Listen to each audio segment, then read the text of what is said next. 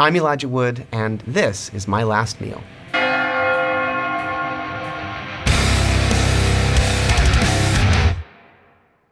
Every person has exactly two things in common. We all gotta eat and we're all gonna die. Today's guest is an actor, producer, and DJ who you might recognize from the Lord of the Rings trilogy, Eternal Sunshine of the Spotless Mind, and Yellow Jackets. His newest film, Ready or Not 2, Here I Come, is out in theaters now, and he has an interesting link to my favorite failed presidential campaign. Elijah Wood, welcome to the show. Wow, what was that? What's that interesting link? I'll tell you what it is, but first... Thank you for that Elijah, introduction, by the way, that was awesome. I'll make you a bet. Oh, yeah. I bet you can't just eat one. Yeah. Well, so we tried to make it... Dude, this is amazing. We tried to bring you back to 1994. To the old style. Where you were in a Super Bowl commercial. That's right. Making a bet with Dan Quayle that he could not just eat one Wavy Lay's potato chip. That's right. Did you know at the time why you were feeding Dan Quayle potato chips? Yes, because he misspelled potato in a classroom. And this is already on the brink when people were worried about Dan Quayle's mental fitness to be vice president. Kind of amazing, though, that he was willing to take the mickey out of himself, you know, to poke fun at that very thing.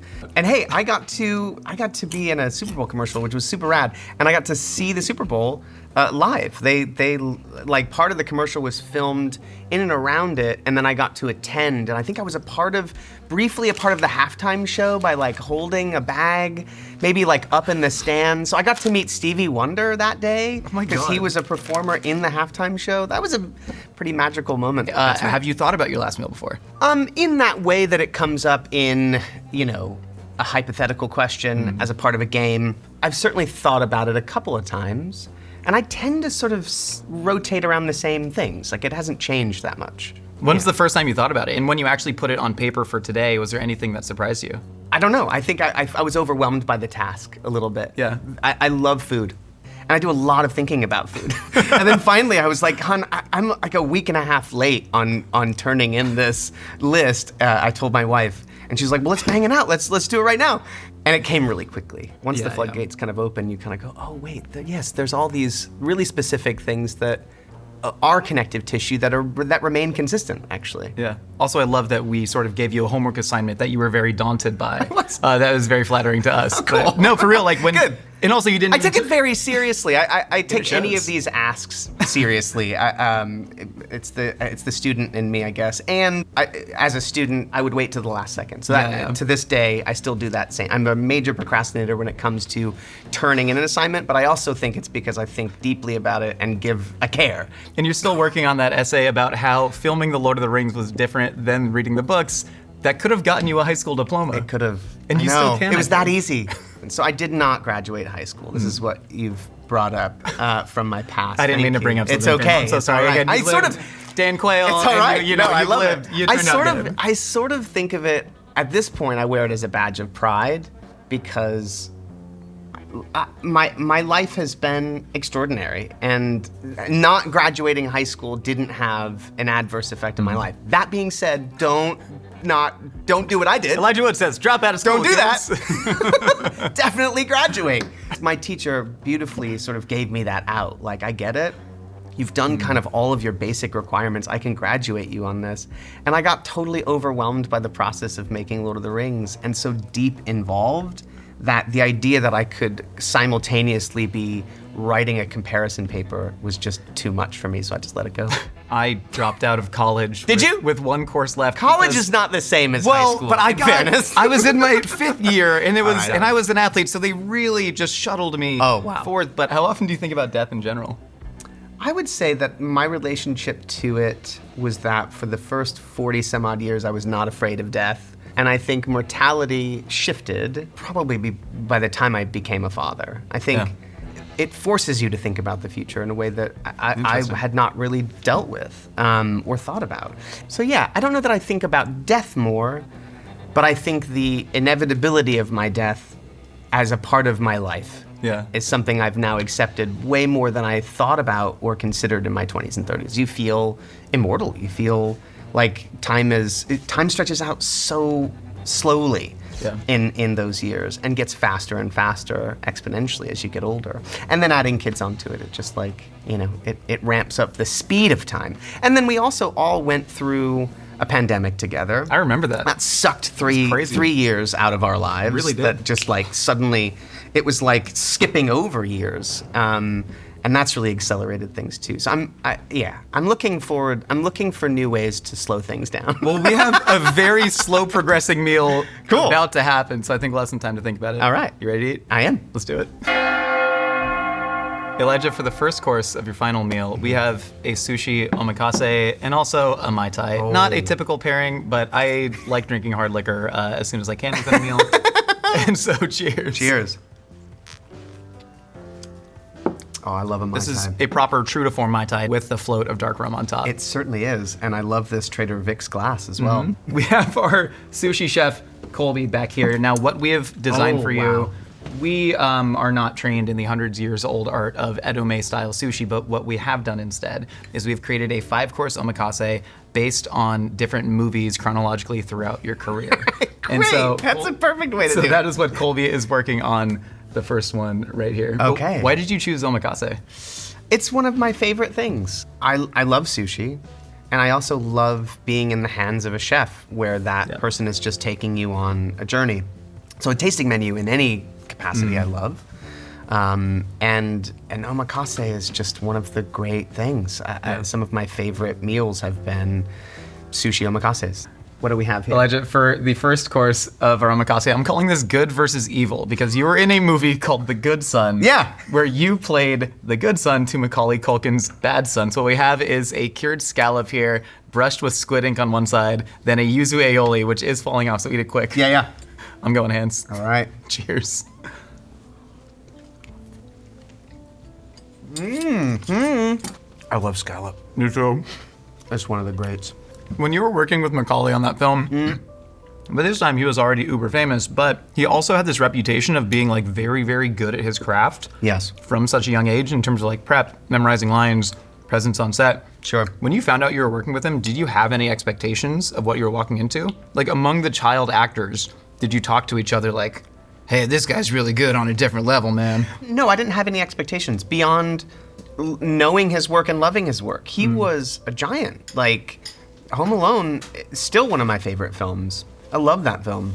He's incredible in it. It was not lost on me that it was a really bold, interesting piece of casting to have him be the lead in a movie where he is the villain. Yeah. That was such a subversion of what people knew him to be, and that it was, I think it was rated R.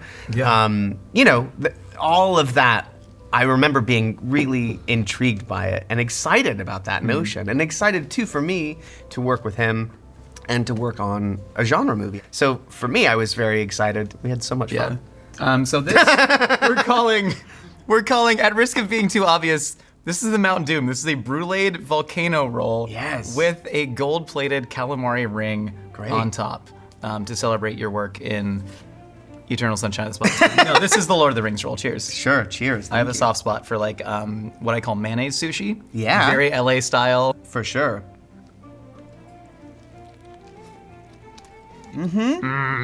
I love high-end omakase, but if I'm being honest, like, this has my heart, you know what I mean? Especially in LA and in Studio City. It's very California. Studio City kind of invented all of these dishes. Most sushi bars per capita of anywhere in America. I mean, my first experiences having sushi were in the Valley. And at that time would have been like really the boom of the culture. But also, like, Nozawa was just down the street, which I didn't experience until just at the tail end. I got to go to Nozawa before he left, which was a real treat. Yeah. About at that time, you would have been shooting a self-tape audition to play Frodo in Lord of the Rings in full costume that you got yourself from a costume store in Los Angeles. Correct. You shot it with a friend, I believe named George Wang. Correct. Out in Griffith Park. Correct. Shooting different angles, getting multiple retakes so you could cut it together like an actual movie. Yeah. How close did you come to the actual characterization of Frodo? Or was it entirely different in the costuming, the accent, everything? So I don't know where my copy of it is. I've not seen it since I made it. But yeah, the sort of genesis of that concept came when my agent called and said that they were casting the film. And she said Peter's not coming through LA right away, so you would go into the local casting office, Victoria Burroughs, and you would be put on tape, in a sort of semi-traditional fashion. And something about that, all of that actually, really butted up against my instincts about how to stand out. Because I knew that everyone, and literally everyone, auditioned for this. And I just wanted to do something that would stand out from everybody else, from all of the noise of everyone else trying to vie for these parts.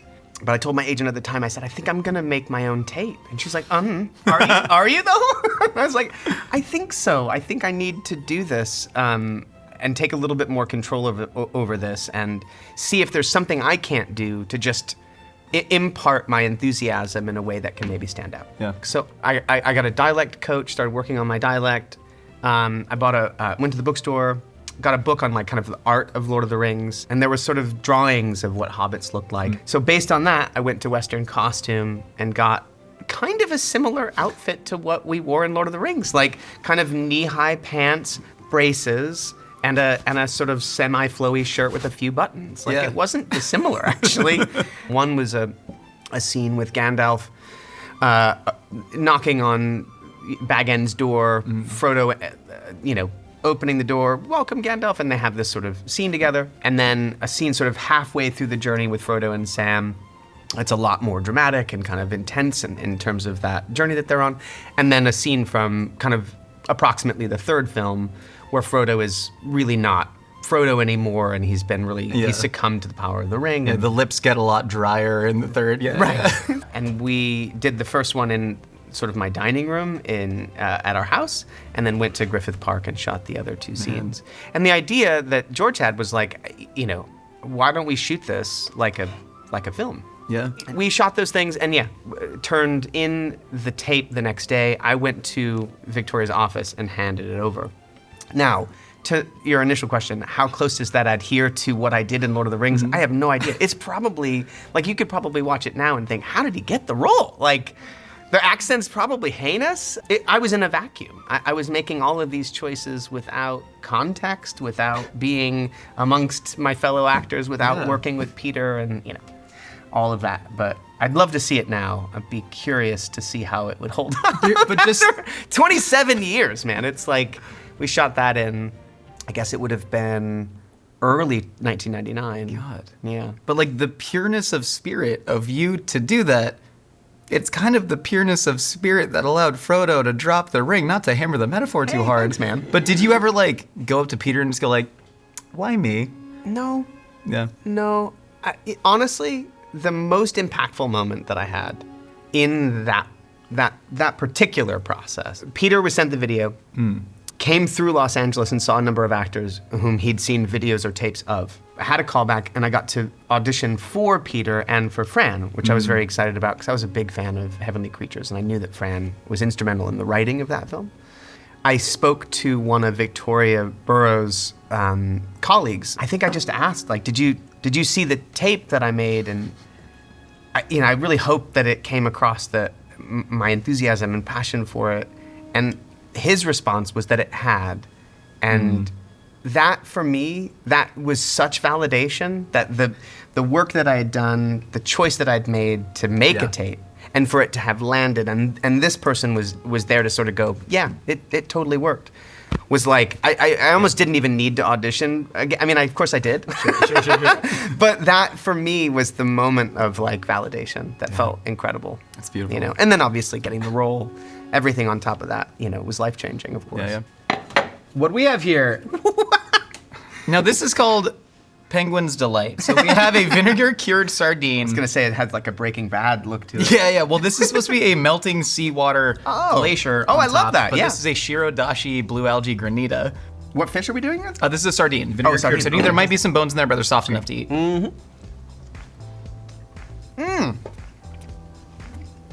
That's fantastic. It's incredible. That's really good. It looks silly as shit. It does. Dude, that's great. Wow. I think Happy Feet is one of the most politically important movies of the last 20 years. Oh. And I was hoping that I could read an excerpt from an essay that I wrote freshman year of college. Yes, please. Called Life, Liberty, and the Pursuit of Happy Feet, Anthropomorphic Animation as Political Discourse. Okay.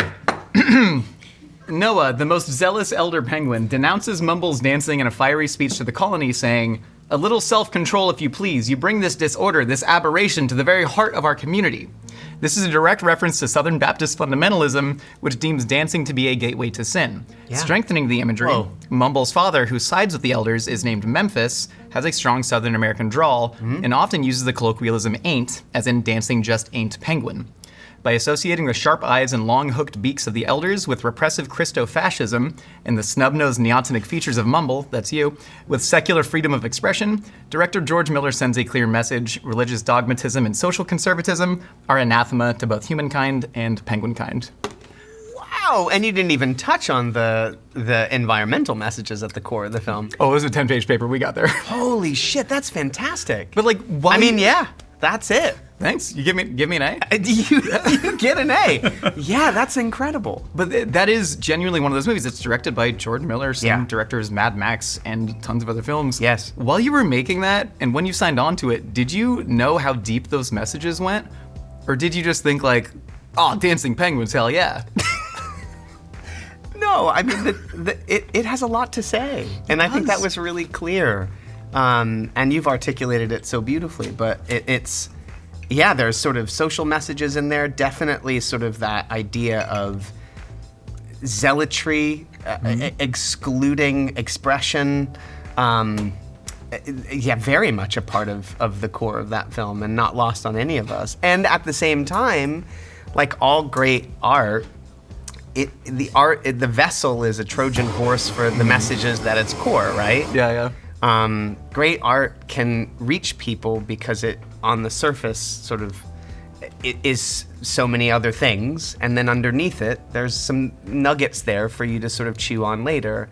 Yes, on the surface, it is a family movie about dancing penguins, and a penguin that, you know, who finds his identity not through song but through dance, right? So it's like, Risk social isolation, totally, and alienation not because socially of it. acceptable to dance, socially acceptable to sing. And he's like, well, this is who I am. So it's also about being who you are, and that's a beautiful thing to articulate to children. It really is such a beautiful film, and then sometimes those films get boycotted by the Catholic League, and Yeah, I mean, it's so silly, isn't it? The idea that a film like that would ever be sort of boycotted for messages that are at its core that are just fundamentally good, you know, ultimately.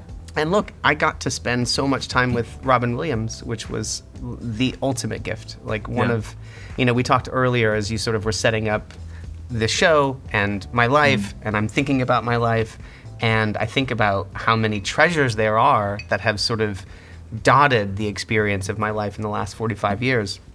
That's certainly one of them. Like, what an absolute gift, you know? Yeah.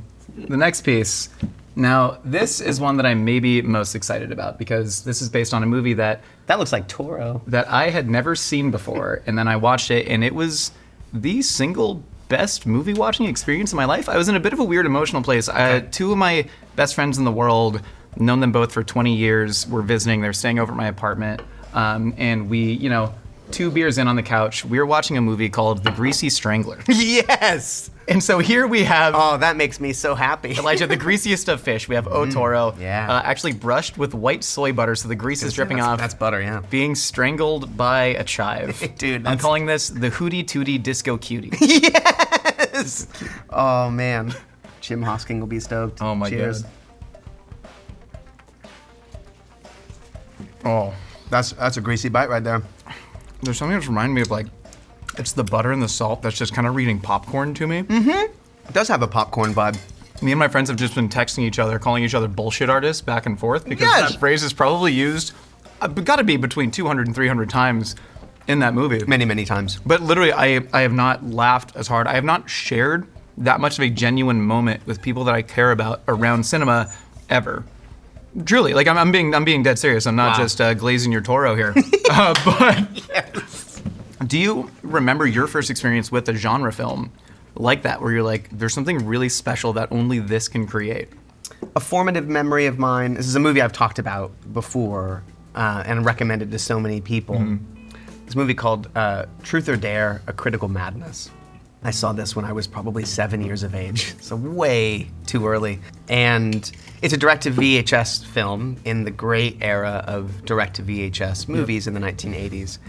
And it is a movie about a guy who at the beginning of the film, witnesses his wife in bed with his colleague, like his best friend and colleague from work. He has a psychotic break and like decides to leave, goes on a road trip, and ends up playing Truth or Dare on the side of the highway with this hitchhiker that he picks up. And the Truth or Dare game goes from like kind of fun and silly, throw your wallet in the fire, to cut your tongue off. It always gets there. You realize that this is someone he's imagined, and that this is a game that he played when he was a kid, and it's a guy having a psychotic break, it's so sincerely made, but also unintentionally funny, as oftentimes those kinds of genre movies can be. Again, with limited resources, being what they are. It's just a delight, and I've showed it to so many people. It's great. That, yeah. All right, we got the final course of the omakase. So, if you watch what Chef Colby is doing right here, it's a satanic ritual of sorts. Ready or Not to, here I come. This was maybe the hardest movie to create an omakase out of. I would imagine, yeah. There's Satan, there's weapons, there's blood. Maybe don't overthink it. Sure. And this was it was such a fun movie, and you were so fantastic. Thanks. Samara Weaving is just, what a revelation. Isn't she great? Had you seen the first film? I had not seen the first film. Okay. But I remember watching her in The Babysitter, another great genre film, and just going like, oh, this is awesome for her. She's amazing. Is it now weird to show up to a movie and go up to number one on the call sheet and say, hey, I know your uncle? It was the first thing that we said to each other. Is it actually? Yeah, it was. She was like, you know my uncle. And I was like, I do, yes. He's incredible. I love Hugo. That's such a funny full circle moment. I know. Like, especially you being so young shooting Lord of the Rings. Totally. And now being sort of, this veteran of the game to show up and be like, here's another person who was just such a star in this world. And yes. Did you ever give her any advice? Did she need any advice? Oh, she needs nothing. And I don't ever give anyone advice, so I presume to know. But I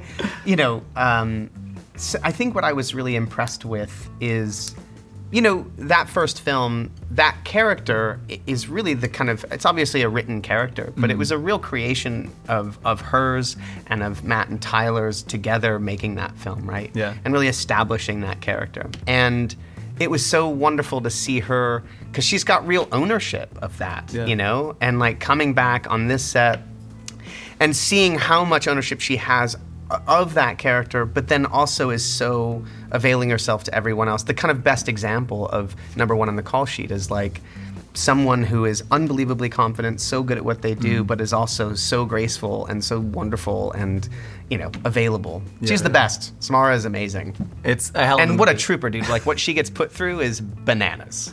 Like, Didn't know someone could get covered in that much blood. Yes. The fact that she didn't end up with horrible rashes at the end of that, or maybe she did, but I hope. They're doing the job. Okay, so what we have here, we're calling this bridal flowers. Yeah. So we have the flower stem, we have a lean tuna rose, and then we have a beet togarashi and white soy sauce that's around the pentagram, or as I learned it's called with a circle, a pentacle. a pentacle. Yeah. Yeah, I've never eaten sushi off of a pentacle before. Would you like to say satanic grace? Maybe not. No, fair point, Publicist. Let's leave it to the film. Yeah, fair point, yeah. Oh my god. I mean, delicious. The mangled flesh is really what comes out, It certainly is. Elijah, for the second course Yes. of your final meal, we have a perfect Neapolitan pizza. We tried our best. We have a Detroit pizza. Oh, that's hilarious. Not 5 seconds earlier did I you say. literally asked him, we were talking about the Valley, and I was like, have you ever been to Joe Peeps? Because he said he lives in Sherman Oaks. Did you ever go to Joe Peeps? I've heard of it. Joe Peeps was a big one for me growing up. Well, look at that. So I will say, this is not from Joe Peeps. We have made our own pizza inspired by you. Okay. This is the Elijah Wood special. Yes. This is the sauerkraut and Canadian bacon. Yes. But we want to do something special for your last meal, so we actually have a 12-year aged manchego on there. We Whoa. have jamon iberico. We have some house-made smoked sauerkraut, and then finish off with some extra aged manchego and a little bit of wildflower honey. You have zhuzhed it up. That's amazing.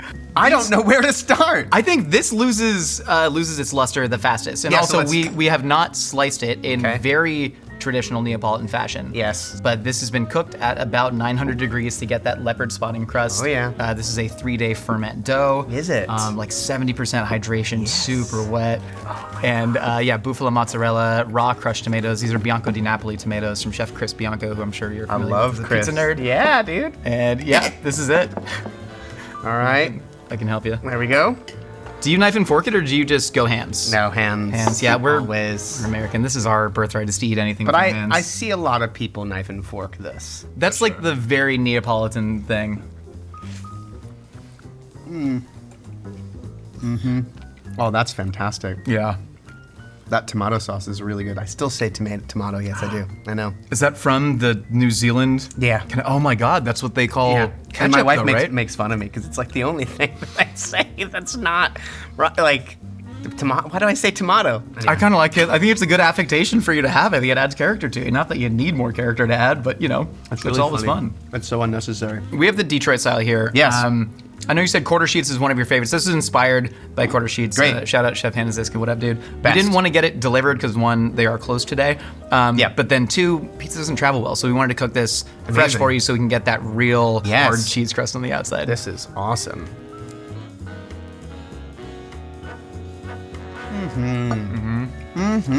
Also, there's a Manhattan here. By the way. Oh, right, We have yeah. Another cocktail. Wow, this is the greatest day of my life. Thank you, man. Can you just say that right to camera right there? This is the greatest day of my life.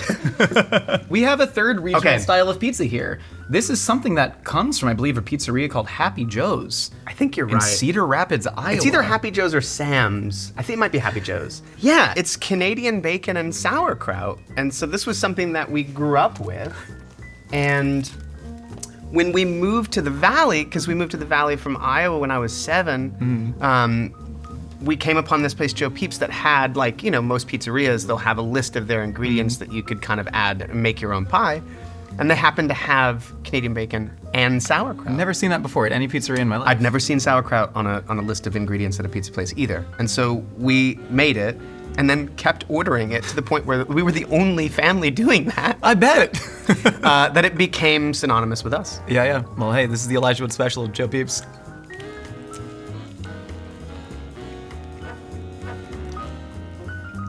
The cheese really stands out.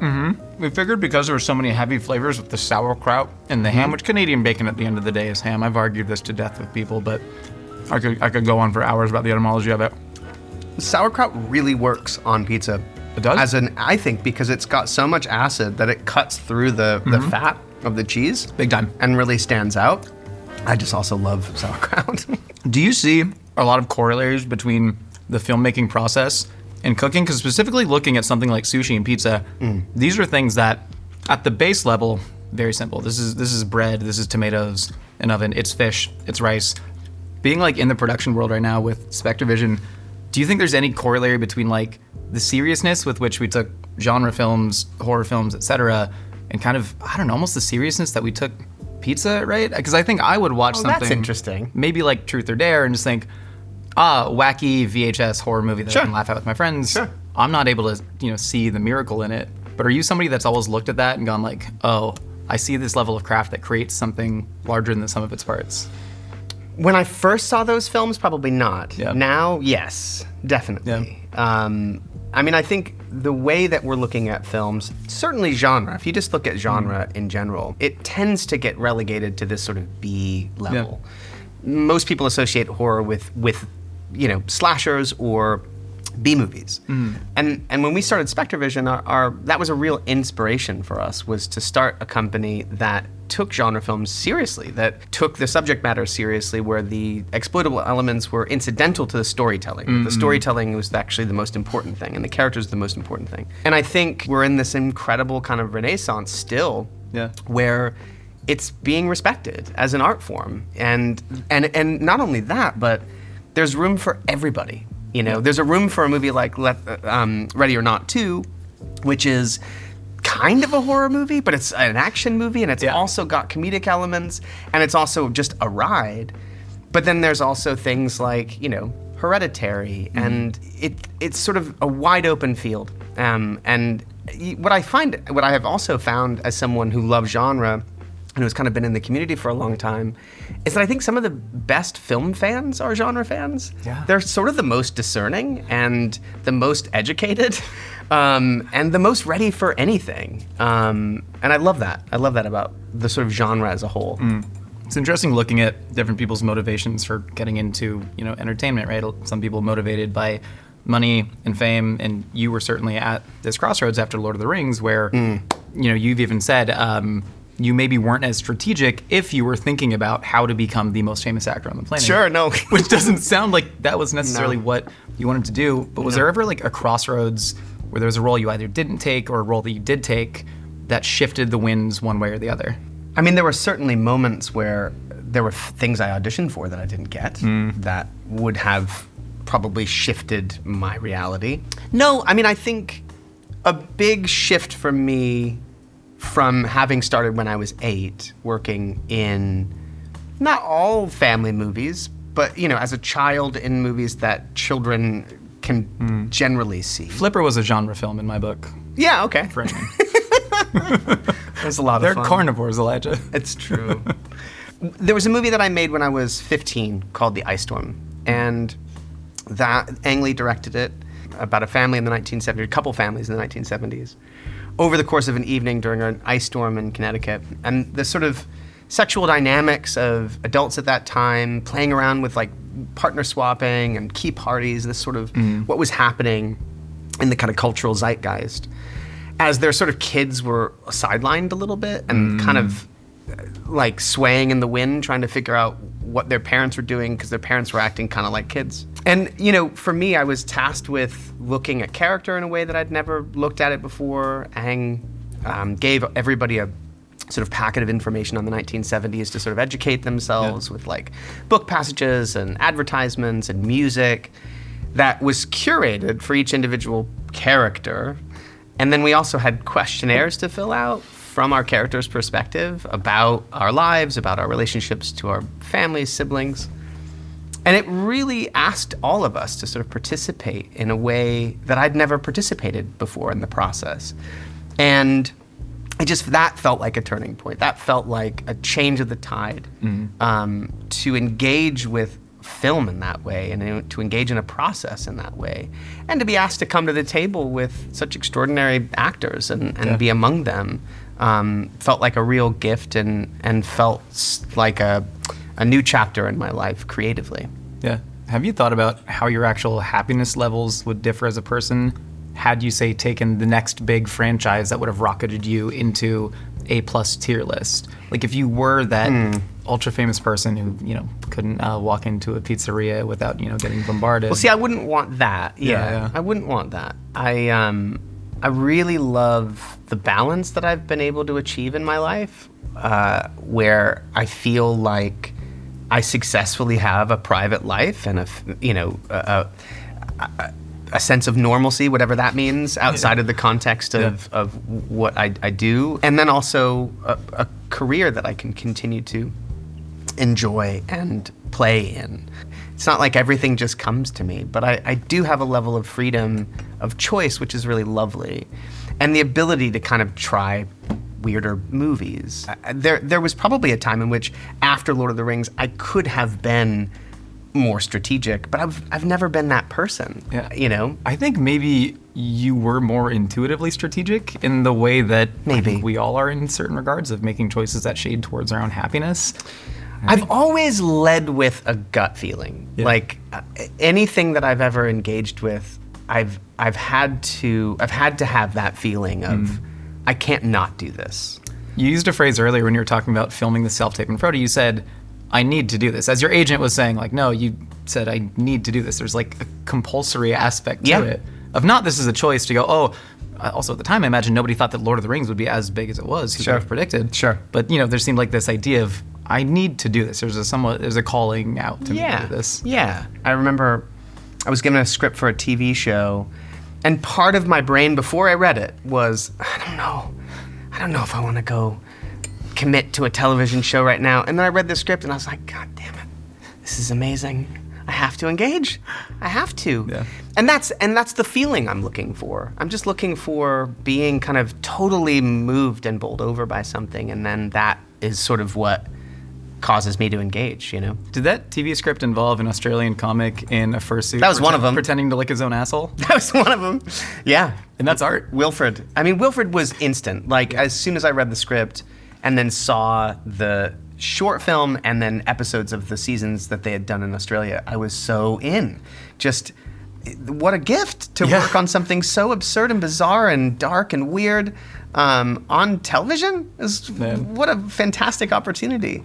And I think what I was wanting to say earlier too is what I've always wanted was longevity. I've always just wanted to work for a long time and to be lithe within the context of work, to try many things so that I'm not sort of just like on a single path, but that those paths can shift and change and I can adapt, but that I can keep doing this because it's something I still love, and it's always challenging. It's always different. That's the beautiful thing about making movies or TV is that it's not a rinse and repeat because it's new people, new places, new characters, new challenges every single time. And what a wonderful thing, you know? Elijah, for the third course of your final meal, this is the sandwich portion of today's episode. So amazing, okay. We have the simplest of sandwiches. Yes. This is simply a house-made sourdough. Now, this is made by a very special baker. His name is Zach Rezawali. He's actually, what's Zach? He's like our VP of graphics or something? But anyway, what is he? Design director. Design Zach, director. You're here? Yeah. Hi, Zach. Zach, come tell us about your bread. Are you a baker, Zach? In my free time, if I Nice. can. Yeah. Hi, nice to meet you. Elijah, nice to meet you. This is just homemade sourdough bread. I've had a starter for maybe half a year now. Yeah. And so it's mostly just bread flour and then a little bit of spelt and a little bit of rye. Dope. Yeah. Did you Enjoy. Did you need the bread with your ring on? No, I took my ring off. Can you take the ring off really quick? yeah, Can we see sure. the inside of that It's a little bit. ring in there? Just a little, custom. But what does it message. say? It says "I love you most" to my wife. Yeah. That's amazing. Thank you. I love that. Appreciate it. Well, In enjoy Elvis, it. just so in everyone Elvis. knows. In Elvis. Yeah. Enjoy, guys. Good to meet you. Thank you. I appreciate you. Oh man, this is lovely. And then we have a little bit of house cultured butter. Great. And then this is house cultured butter actually mixed with nori, which is just one of my favorite things in the world. Fantastic. Nori is wonderful. Why the bread and butter? Because I just think there's not much better than the simple application of butter on really good bread. Yeah. It's just, it's so simple and such a perfect marriage.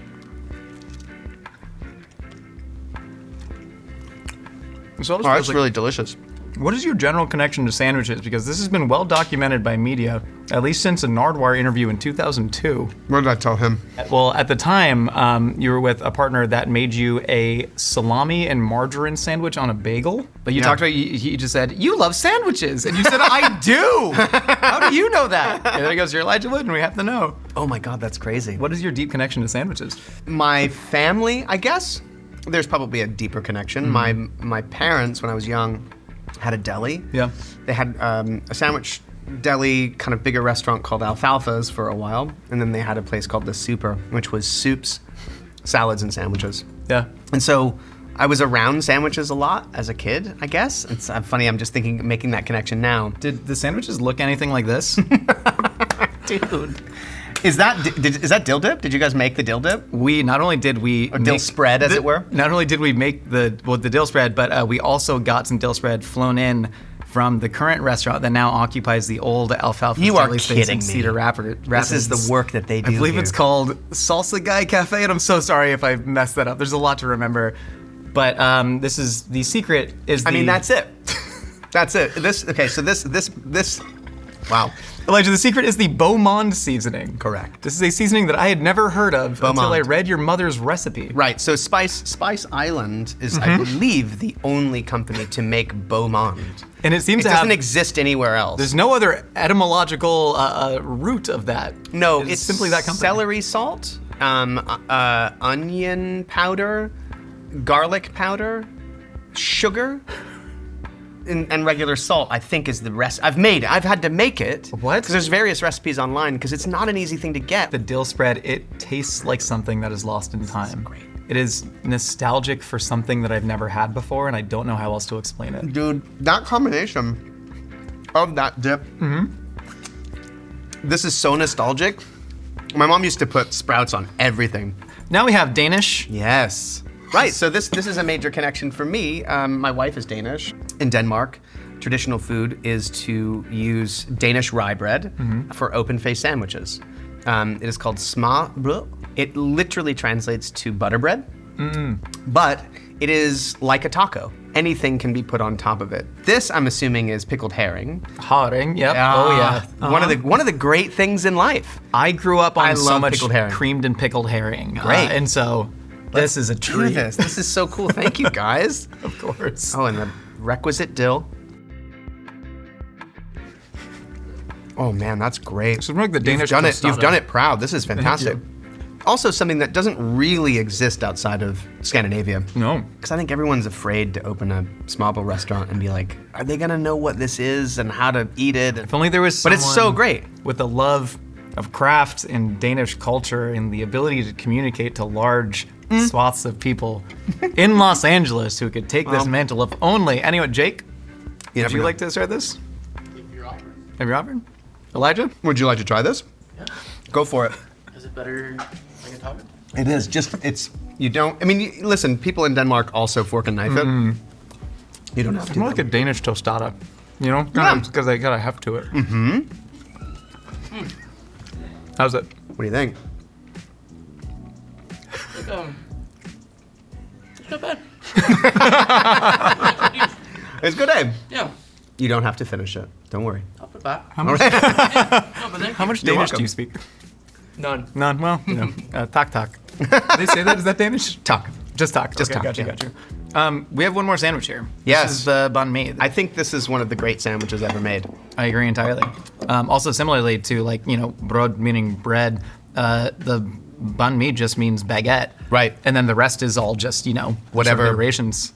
So this is from Ballet. This is one Which of I've my never been favorite. to. Oh, it's really great stuff. Cool. Yeah.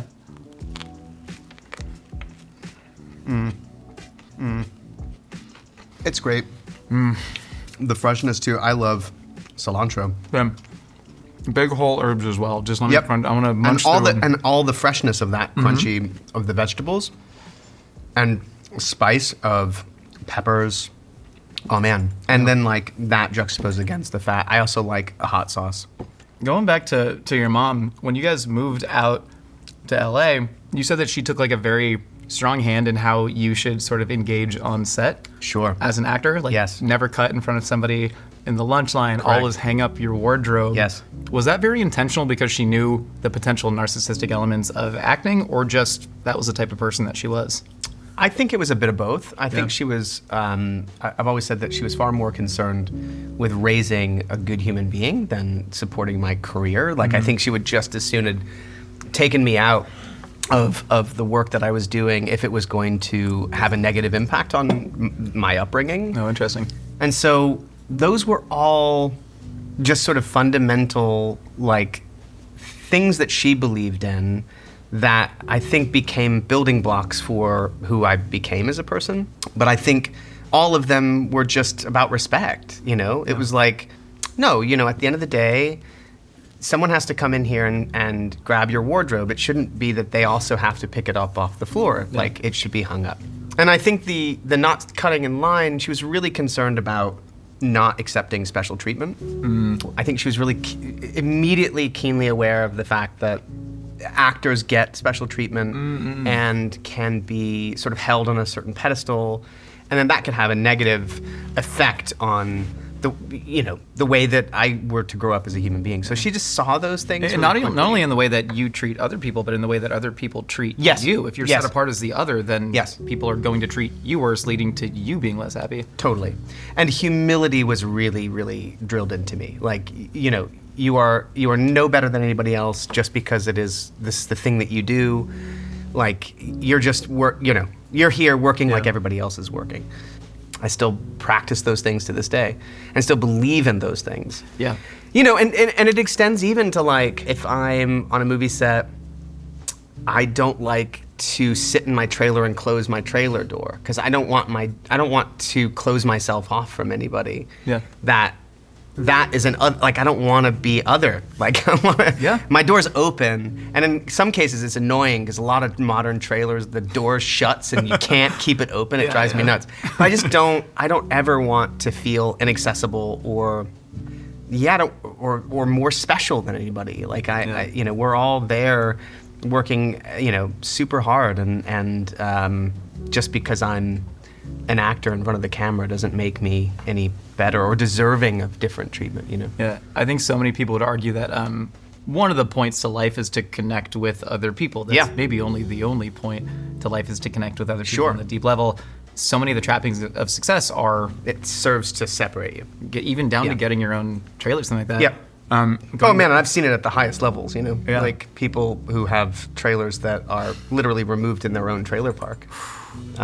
Which, no judges. But judges. I judges. It just, I just think, to your point, those things further separate you from a reality that is shared by everyone else. And I think, to your point as well, isn't what we're doing articulating our collective experience, and are you actually having that experience if you are separating yourself out from everybody else? Yeah.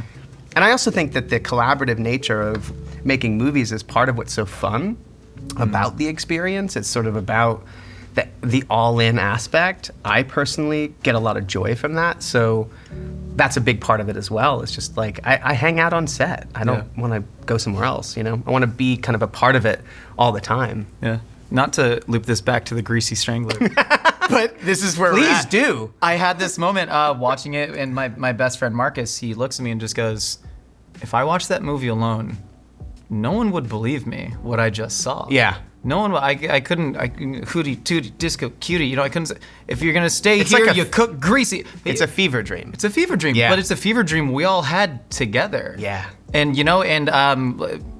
2011, we were in a dorm room with the same fever dream watching Troll 2 together. Yeah. And now we're able to go back to that, but this is all a shared experience, and that's sort of what we're creating. It's, the word companion literally comes from pan and con, to break bread with. That's what it means. These are all just, we're finding a way through art to collectivize a human experience. Totally. Which is also why the theatrical experience is so important. Yeah. Because that thing of even watching movies at home with your friends, like gathering around a film, that's the joy of taking in art too. Is the collaborative aspect of that, the communal aspect of that, sharing a roof and sort of experiencing something collectively. It's just the best feeling. It's so fun. And if you're not going to go see Ready or Not 2 in the theaters, come to my living room where me, Marcus, and Deep will be there with 2 beers each. $20 admission. Elijah, for course number 4 of your final meal, we've reached the entree portion. We have chicken fried steak. We have your mom's tuna noodle casserole. Oh my God, got a whole you jug guys. of Valentina hot sauce. And then rice with eggs, bacon, peppers, and onions. Yes. Where shall we start here? Why don't we start with rice and eggs? Please. So this came to our family from a friend of my brother's in high school. This guy Joey would make rice and eggs, and it was basically this. And this is how I would plate it. Man. You would basically put that on top, and then I would hang on a second, and then go nuts here, Man.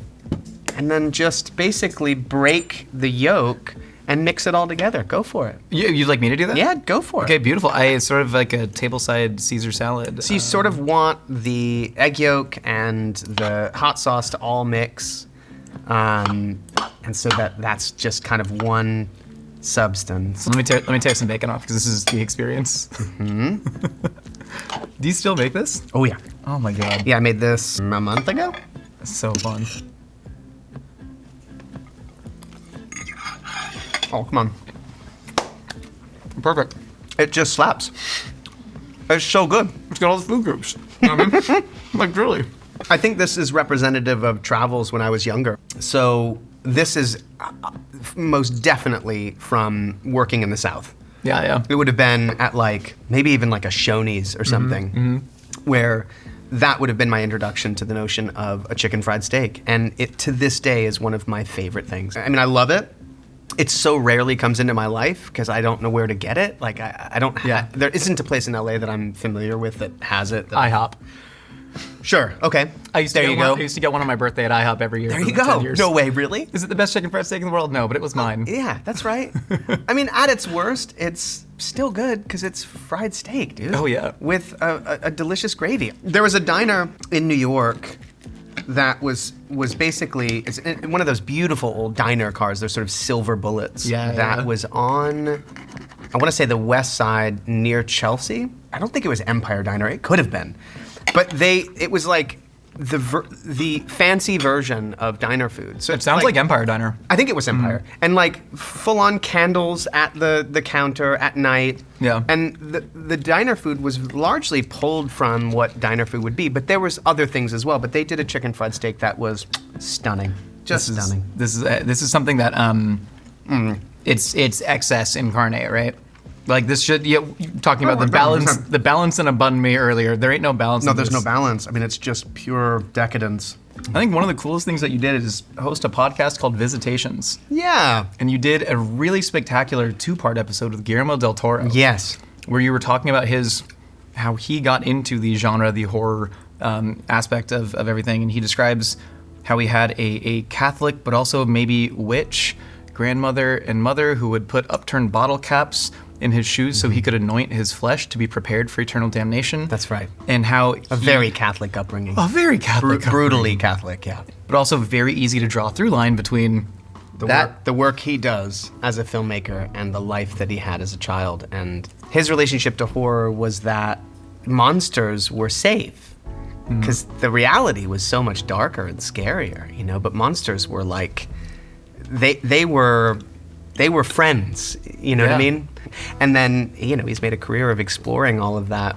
And that is also what horror is too. It's like catharsis and working out our own issues and, our own traumas. Yeah. And you even see production of horror movies spike during times of extreme like war and conflict, right? For sure. These things go hand in hand. For sure. What is your version of that in your own life? What are you drawing upon that have brought you so strongly into the world of genre and horror? I don't know. I mean, I don't know that I've ever really extrapolated what in my own life has led me to look at genre or seek genre out. Yeah. I don't know. I don't know if it is necessarily based on it's certainly not based on any trauma in my life. I don't know what that is, but I've always been drawn to it. Even when I was like, even in reading, like I remember discovering Edgar Allan Poe and that there were these incredibly dark tales to read and loving being able to dive into that world and finding it really fun. The fact that it, as a child, it's a little taboo. You're not supposed to watch horror films or take those sorts of things in. Sure. And somehow, because my mom was quite strict about what she would let us watch or take in, somehow that stuff got in. Yeah. Anyway. Can I serve you up some tuna noodle sure. casserole? Yes. We opted to go with noodles in ours. We used egg noodles and then topped with breadcrumbs and some peas in there. I think the peas Yeah, no, are this is iconic. This is fantastic. Very talented culinary team. The great thing about taste, similar to the sense of smell and songs too, these three things have the ability to bring us back in time in such a specific way. And I love that about this. Like I'm eating this and it just immediately recalls when I'm, 9 years old. It's pretty rad. What was happening when you were 9 that's being recalled from this? I don't know, living in the valley. Yeah. I certainly would have had this back in Iowa too. So this was like when I'm 5 and 6, I would have had this as well. But I don't know, this is always like a family meal. It was us sitting around the table. My mom would have made this. At the time, we were probably big soda drinkers. Or pop, if you're from the Midwest. So we were a Pepsi family. None of this highfalutin Coke shit out here in Los Angeles. The Wood family isn't better than nobody. We drink Pepsi. And if he cuts in line once on set, we're going down to RC Cola. I'll talk about another movie that you produced and starred in that I found very arresting called Come to Daddy. Oh, yeah. That was, I believe, Aunt Timpson, the one who sent you the Greasy Strangler. Correct. Another great movie that, at the end of the day, is about the bond between a father and son. That's right. And at the end, didn't expect for that to actually come around in a way that was very real and human. That's right. But in Come to Daddy, it's about, a man who has this image of his father that is very much not what it turned out to be, and somebody who gets very disillusioned for many different reasons without giving away the whole plot. Yes. But you starring in that movie, did you ever reflect on say, your own relationship with your dad throughout that, or you were just executing somebody else's dream? Because I understand this is a very personal story for Ant. My family, my mom and father were divorced when I was 15. And so wasn't super close with them. So in that regard, Yeah. I guess in the back of my mind, there would have been something to draw on, because my character in this version of that story has been estranged from his dad since he was 5, didn't know his dad, gets this letter to go meet his father and sort of reconnect, and then that person in the movie, no many spoilers, but I'm gonna spoil it, turns out not to be his dad. Yeah. And so yeah, there's like, a little bit of my own experience in there, but also a lot of Ant's, and then a lot of fiction. A lot of insane, violent fiction. Insane violent fiction. And I just was so drawn to it. It's sort of everything I love about movies and genre movies kind of wrapped into one thing. That movie is a real special one, for sure. As far as that was his directorial debut. It was his directorial debut.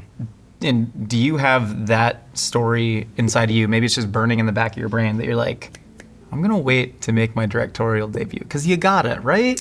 You gotta. I don't. You have to. To direct something? It's either that or you open a small cafe somewhere in LA. That might also happen. But I want to put that imperative on you. You must. Thank you. I would love to direct something. I mean, I've been, I've been able to engage in this process of making movies for most of my life, and it is such a privilege. And I think I'm just afraid. It's funny, I was listening to an interview with Kate Winslet recently, and she was talking about the movie that she directed, and was also asked, like, why now? Like, why hadn't you, you've been working in this industry for a very long time, and with many different directors, it's been a great education. Why was it this moment? And I think it was a personal story. It's like her son had written something. It was about their lives that sort of pulled her in. But she also said, I was scared, And I think that's it for me. I don't know if I have a story in me that's kicking around that I'm burning to tell in that way, like a personal story. But I would love the process. I would love to be behind the camera and engage in filmmaking from that perspective. And I've gotten a taste of it as a producer in the sense that I've been involved in films, fostering them from, notes on the script to pre-production, production, on through post. I've certainly carried on through that process, but never directed something. So it is something that I would love to do. When you do, please consider us for craft services. Very competitive rates. Fair. Well, fantastic. Great. No modifications. Elijah, for the final course of your final meal, we have dessert. Starting off with tiramisu. Oh my God. Basque cheesecake and banana cream pie with a cafe Americano to wash it all down. This is incredible. Tiramisu. I mean, it's one of the great things. If it's on a menu, I have to order it. It's just so wonderful. Especially with a cafe Americano. So tried to go not as sweet. So we did a full egg sabayon in there, as opposed to just a classic French pastry cream. Soaked the ladyfingers in espresso and a little bit of rum, and then the bitter cocoa on top. I mean, it's a pretty perfect example. How much have you been able to take your kids traveling and like show them the world? I know it's something that's really important to you. A lot. Yeah. A lot. We were really, really conscious of that before we had kids, that we would carry on traveling and sort of not stop our lives to accommodate for our children, but rather bring them on so that they would experience life and travel and kind of get the same things out of it that we do. So they've traveled a bunch. Yeah. And we try and take them whenever we can to various places. So they've been to Europe a bunch, and they're Danish citizens, so, That's so cool, man. they get that benefit. It's incredible. Yeah. So they've spent a lot of time in Denmark. Are there any like universal life mantras that you've adopted from your travels? Anything that you've seen and gone, oh, this is what binds us all as humans? Well, I mean, food is a huge binder. Get to know a country or a people by the food that they eat and where they're eating it and like where they're communing. Yeah. I think the thing that travel does is it shows you how connected we really all are. What you start to really lament is the folks that don't have that opportunity, and particularly the United States doesn't, we're a little bit of we have a geographical problem.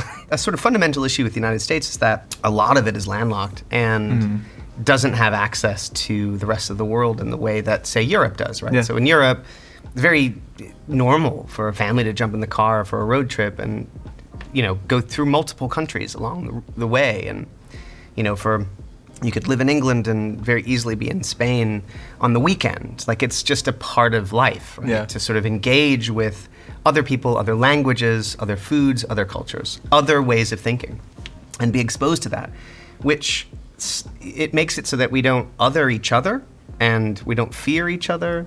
And I think, the United States is a little bit compromised in that doesn't have the benefit of being able to sort of see the rest of the world and engage with the rest of the world and travel and sort of get outside of what your kind of the thought processes that you're sort of raised with. Yeah, it's interesting when you were talking earlier. This is banana cream pie. By the way. This looks delicious.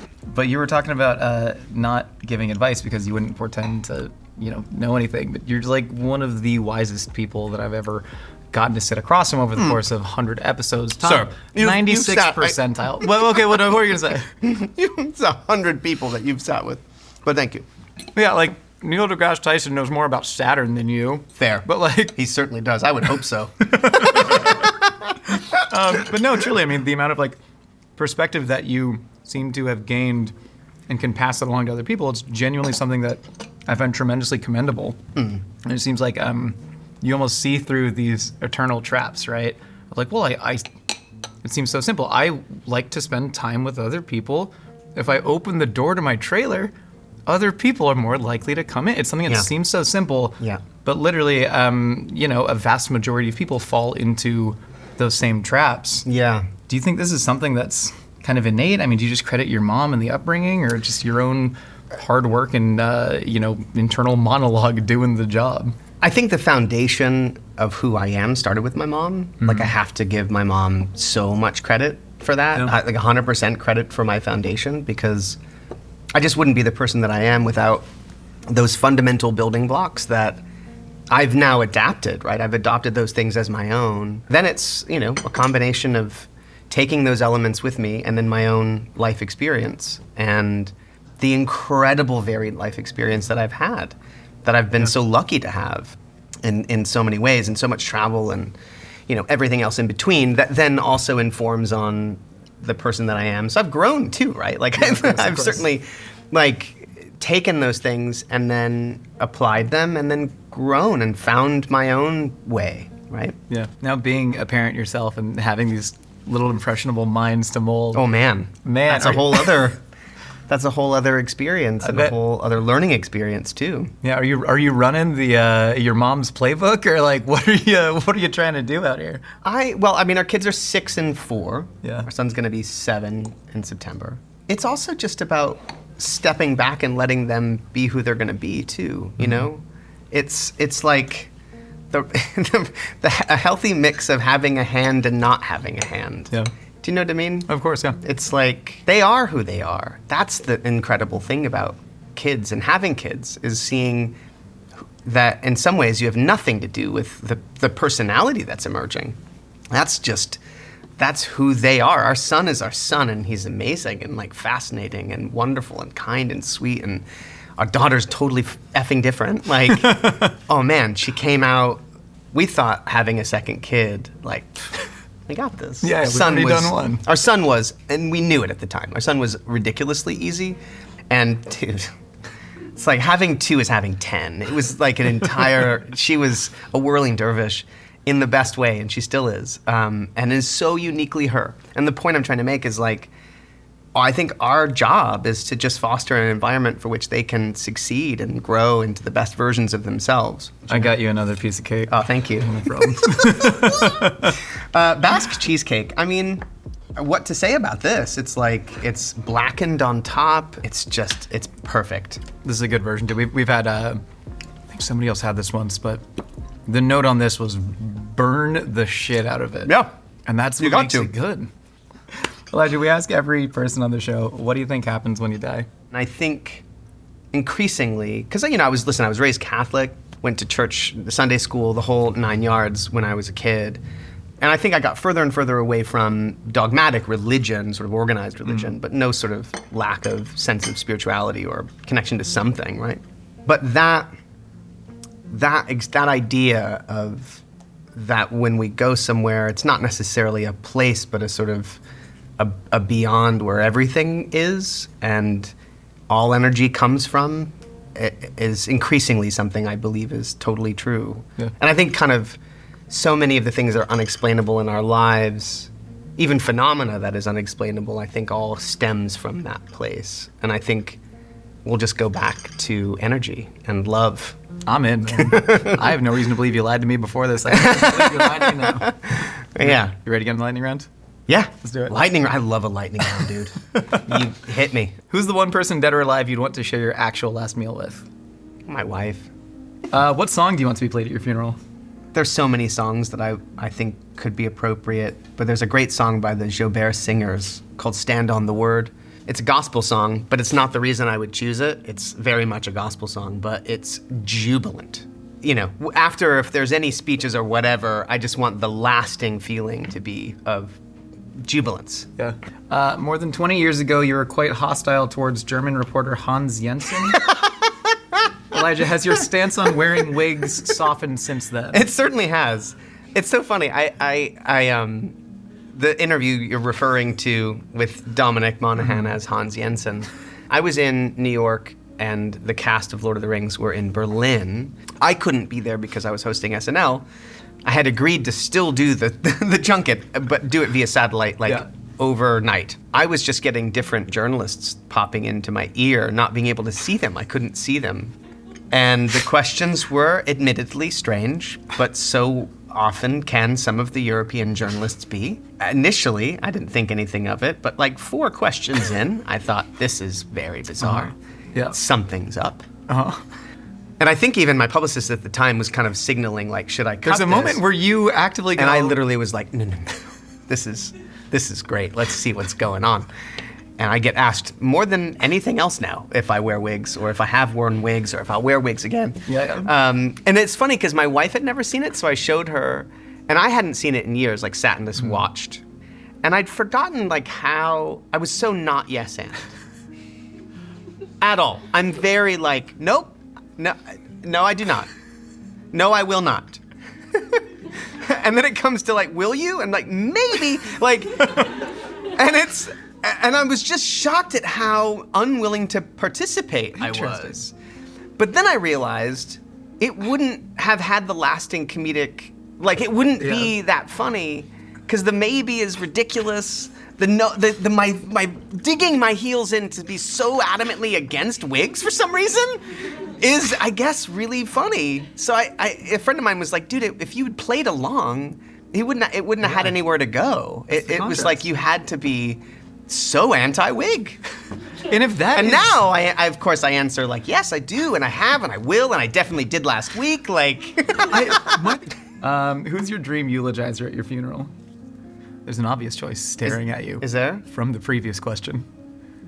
Dom. Come on. Dom would be pretty great. But I better not die before Dom. What the f***? I don't know. Is Dom older than you? Yeah. I don't know. He's so youthful and jubilant. He is. You He know? is youthful and jubilant. Elijah, what's your biggest fear? The concept of getting older and like the folks around you getting older and dying, like that freaked me out. So I think I hold on to that. Flying in planes has gotten, like I've gone through major periods because I fly a lot where I was absolutely fine, and that has gotten a little scarier to me. Like I don't handle turbulence as well as I used to. What's your greatest regret? I don't really believe in regrets. I think every choice that we make has led to where we are now. So I believe we are, for better or worse, a collection of all of our choices, right? Yeah. You know what? I think my biggest regrets are just, I think, letting people down. Like any time I have personally let anyone down, that still sticks with me. Yeah. That kind of thing. And it could be minor. It could just be like left someone hanging and not responding to them, or you know. But I hold on to those things. I went to therapy about this. It is true.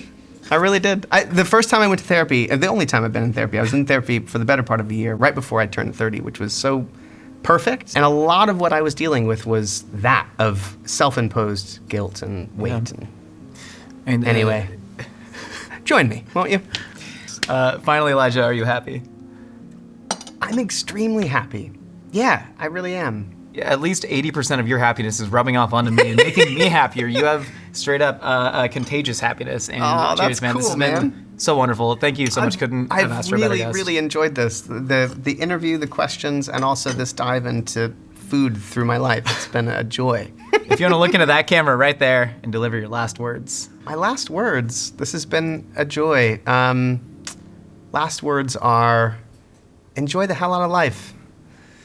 Don't take yourself too seriously.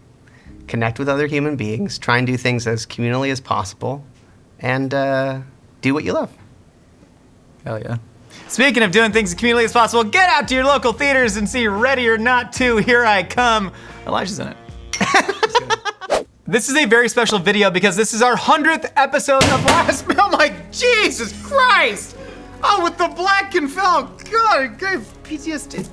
Anyways, a very sincere thank you, not to you. Never do that to me again. That was awesome. A very sincere thank you to all of you out there who have been the sole reason that we're able to make this show. It's allowed me to have some of the best conversations in my life, eat some of the best food in my life, and then I've gotten to meet so many of you who watch the show in real life who've shared very meaningful stories to me and who have also sometimes just brought me loose food that I do eat. People tell me not to eat the loose food. I eat the loose food. I want to try your Chex Mix. It's really cool. But really, this has been such a meaningful show for me, and I'm so glad y'all have stuck around for 100 episodes. May we have hundreds more in the future. And I want to give a huge shout out to the people that make it all possible. The Mythical Kitcheneers, Colby, Lily, V, Tony, Ash. For real, y'all put so much work into this, and for the first time, you can all see the amount of work they put into it because we shot our first ever behind the scenes style video of what you all do, which is so much. I went to the bathroom by accident and the cameras were on. They followed you into the bathroom? It was my fault. That's There's a not okay. GoPro on my neck. She didn't God. wash her hands.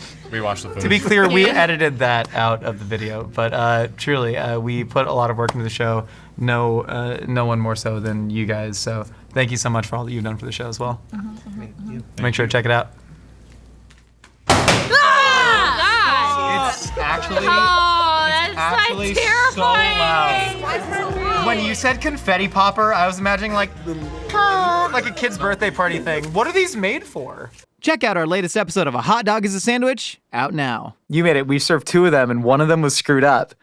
And I saw whoever was bringing it out, it might have been you, give me the screwed up one. And I think you mouthed, "I'm sorry." Because